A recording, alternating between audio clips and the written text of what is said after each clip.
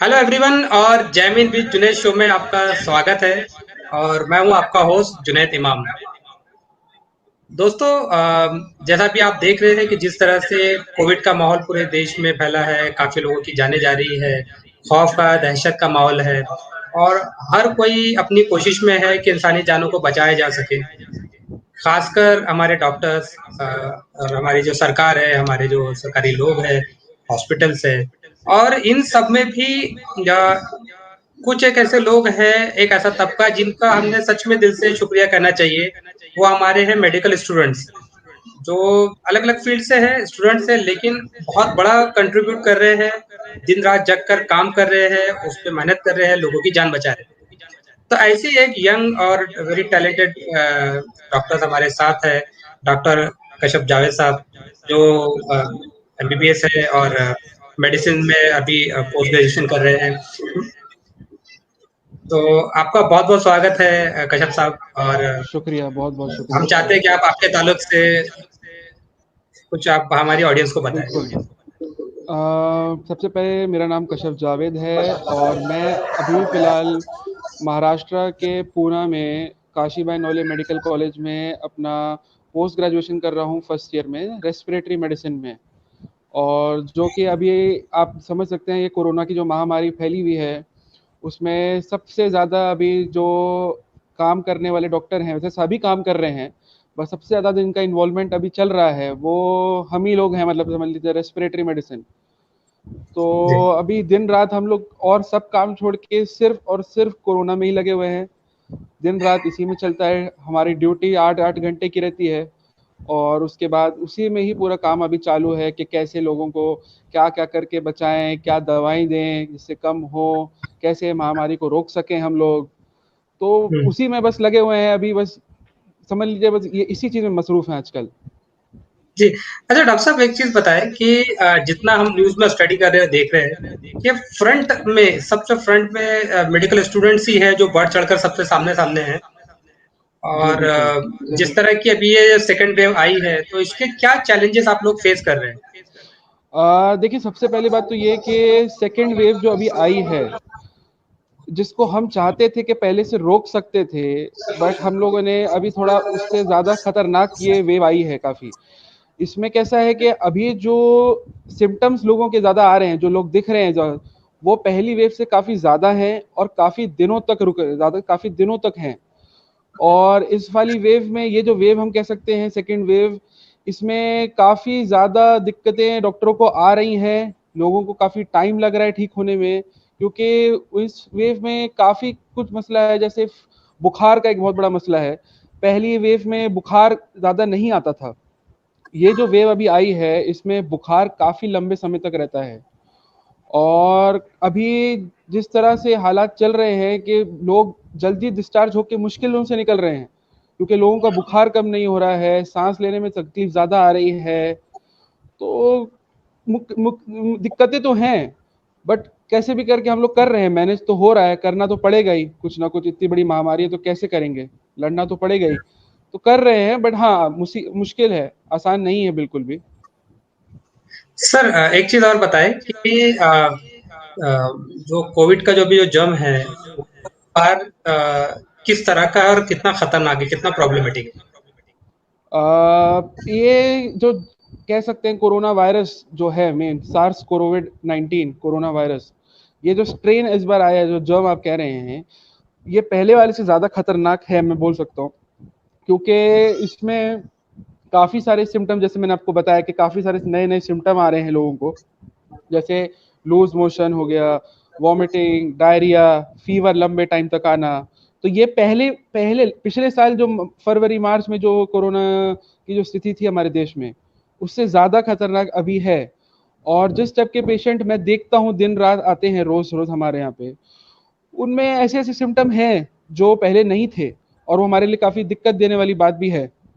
तो ज़ाहिर-सी बात है कि ये वाला जो जर्म आया है कोरोना का, ये जो वेरिएंट आया है, ये ज़्यादा खतरनाक है। अभी एक डबल म्यूटेंट करके स्ट्रेन भी इंडिया में अभी जो पाया गया है, खासकर हमारे यहाँ महाराष्ट्र में और छत्तीसगढ़ और आसपास मध्य प्रदेश में, राजस्थान में जहाँ पाया गया है, वो काफ़ी खतरनाक है बोलते हैं। उस पे भी अभी स्टडी चल रही है कि कैसे उसको रोक सके, क्या कर सके, बट काफी पहले वाले से काफी ज्यादा बोल सकते हैं थोड़ा खराब है।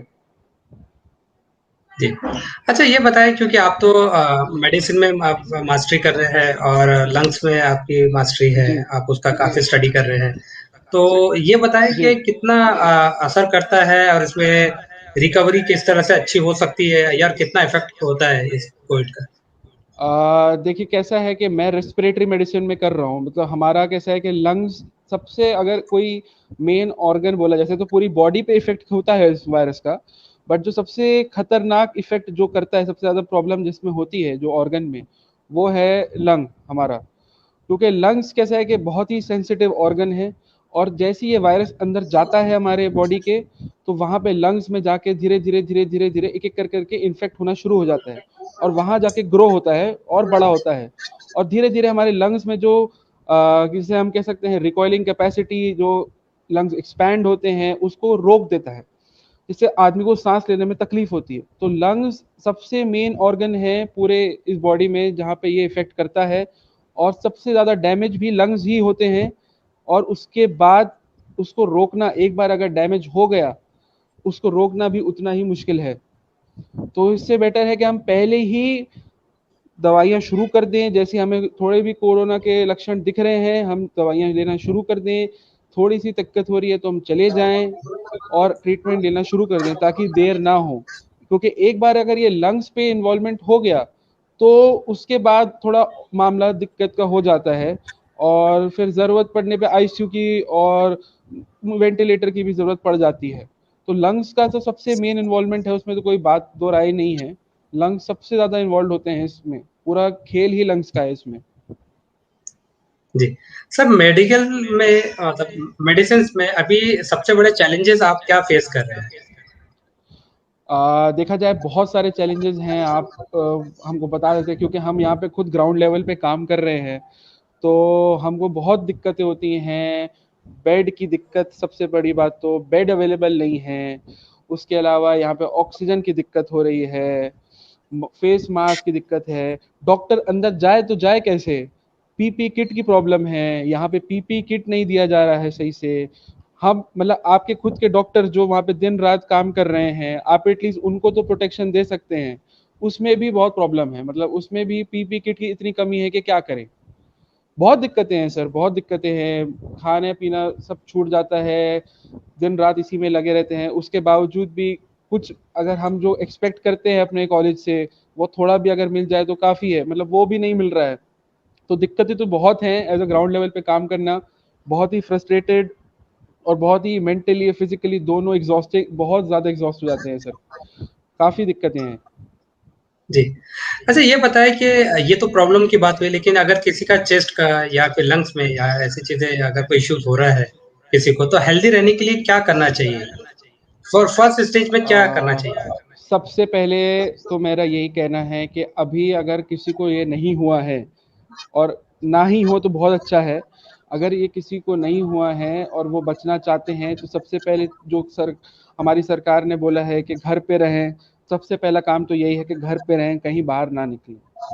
उसके अलावा घर पे रह के आप बहुत सारी चीज़ें हैं जो कर सकते हैं, जैसे आप व्यायाम कर सकते हैं, एक्सरसाइज कर सकते हैं चेस्ट की, ठीक है। आप मल्टीविटामिन और जितनी भी सप्लीमेंट्स आते हैं पहले से खाना शुरू करिए, हेल्दी लाइफस्टाइल दीजिए। और सबसे इम्पोर्टेंट जो मैं बोलना चाहता हूँ वो है मास्क लगाइए, सबसे इम्पोर्टेंट मास्क लगाना और हाथ धोना, ये दो चीज़ें बहुत इम्पोर्टेंट हैं जो हमें इससे बचा सकती हैं। बाकी आपने देख लिया कि चाहे कितना भी कुछ कर लीजिए, अगर आप ये दो चीज़ें नहीं करेंगे तो आपका बचना बहुत मुश्किल हो जाता है कोरोना से। बाकी यही है कि आप मास्क लगाइए, हाथ धोइए, घर पे रहें, एक्सरसाइज करें, हेल्दी चीज़ें खाएं, और ज़्यादा बाहर ना निकले, मेरा तो यही है।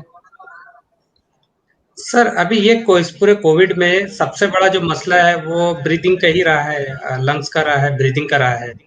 तो बिल्कुल बिल्कुल। इससे कैसा कैसा फाइट किया जा सकता है और कैसे निकला जा सकता है?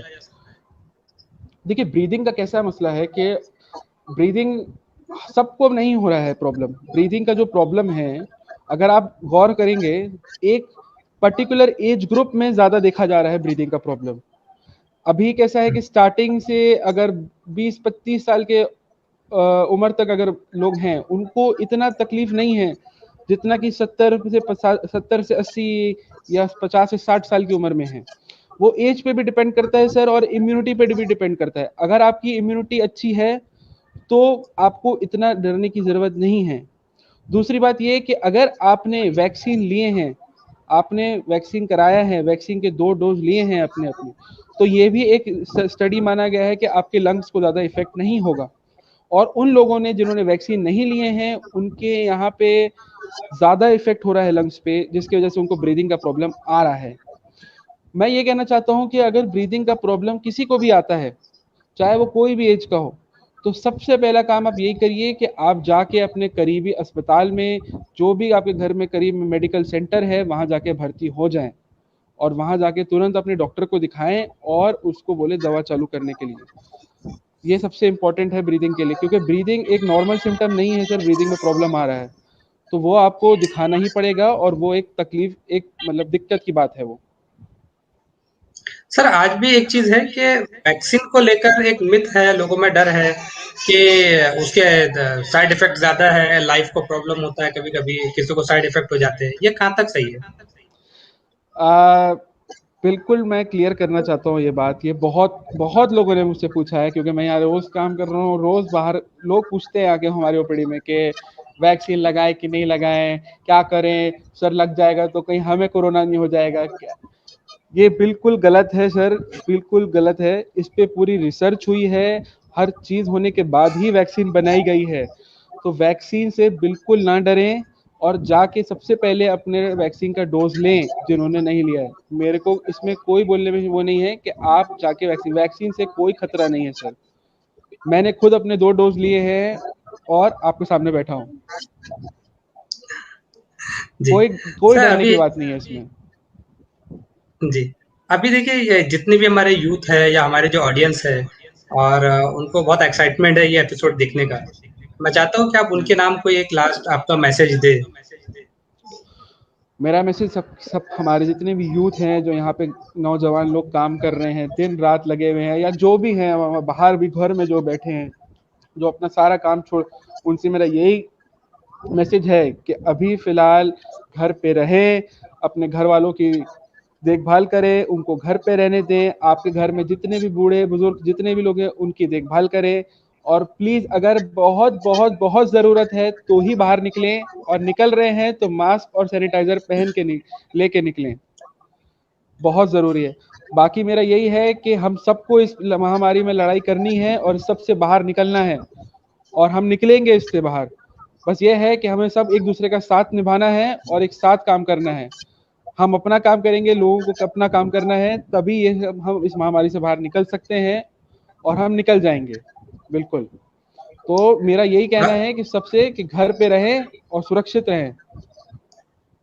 डॉक्टर साहब आपने बहुत अच्छा इन्फॉर्मेटिव चीज़ें हमें बताई है और बहुत हेल्पफुल है एक्चुअली ये और आज की ज़रूरत भी है।